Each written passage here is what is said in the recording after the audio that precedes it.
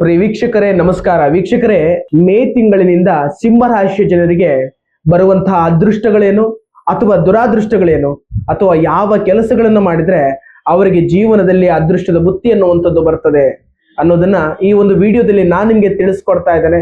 ನೀವು ಕೂಡ ಸಿಂಹ ರಾಶಿಯವರಾಗಿದ್ರೆ ಸಿಂಹ ರಾಶಿ ಅಂತ ಹೇಳಿ ಕಾಮೆಂಟ್ ಮೂಲಕ ತಿಳಿಸಿ. ವೀಕ್ಷಕರೇ, ಸಿಂಹ ರಾಶಿಯ ಜನರು ನಾಯಕತ್ವದ ಸ್ವಭಾವದವರು ಮತ್ತು ಬಹಳ ಕಾನ್ಫಿಡೆಂಟ್ ಆಗಿರ್ತಾರೆ. ಯಾವುದೇ ವಿಚಾರದಲ್ಲೂ ಕೂಡ ಮುಂದಾಳತ್ವವನ್ನು ವಹಿಸಿಕೊಳ್ಳುವಂತಹ ಜನರು. ಹಾಗಾಗಿ ಈ ತಿಂಗಳಿನಿಂದ ಸಿಂಹ ರಾಶಿಯ ಜನರಿಗೆ ಮುಂದಾಳತ್ವದ ಒಂದು ಲಕ್ಷಣಗಳಿಂದ ಯಾವುದೇ ಕೆಲಸದಲ್ಲಿ ಕೂಡ ಅಭಿವೃದ್ಧಿ ಏಳಿಗೆ ಅನ್ನುವಂಥದ್ದು ಖಂಡಿತವಾಗ್ಲೂ ಬರ್ತಾ ಇದೆ ಮತ್ತು ಹೊಸ ಯೋಜನೆಗಳು ಕೂಡಿ ಬರ್ತಾ ಇದೆ ಮತ್ತು ಅವರಿಗೆ ವಿವಾಹಿತರಾಗಿದ್ರೆ ದಾಂಪತ್ಯದಲ್ಲಿ ಸುಖಜೀವನ ಪ್ರಾಪ್ತಿ ಕೂಡ ಆಗ್ತದೆ ಮತ್ತು ಅವಿವಾಹಿತರಿಗೆ ಮದುವೆ ಯೋಗಗಳು ಕಂಕಣ ಭಾಗ್ಯಗಳು ಕೂಡ ಸಿಂಹ ರಾಶಿ ಜನರಿಗೆ ಈ ಒಂದು ತಿಂಗಳಿಂದ ಬರ್ತಾ ಇದೆ ಮತ್ತು ಮಾಡಿರುವಂತಹ ಹೂಡಿಕೆಗಳಲ್ಲಿ ಲಾಭಗಳು ಕಂಡು ಬರ್ತದೆ ಮತ್ತು ಅವರ ಬಿಸ್ನೆಸ್ ಆಗಿರಬಹುದು, ವ್ಯಾಪಾರ ಆಗಿರ್ಬೋದು, ಇದರಲ್ಲಿ ಲಾಭಗಳು ಕಟ್ಟಿಟ್ಟ ಬುತ್ತಿ ಆಗಿರ್ತದೆ. ಮತ್ತು ದುರಾದೃಷ್ಟಗಳೇನು ಅಂತ ಹೇಳಿದ್ರೆ, ಇವರು ಬಹಳ ಮುಂದಾಳತ್ವ ವಹಿಸಿಕೊಳ್ಳುವಂಥದ್ದು ಕಾರಣಕ್ಕೋಸ್ಕರ ಸ್ವಲ್ಪ ಮೊಂಡುತನ ಅನ್ನುವಂಥದ್ದಾಗಿರ್ಬೋದು,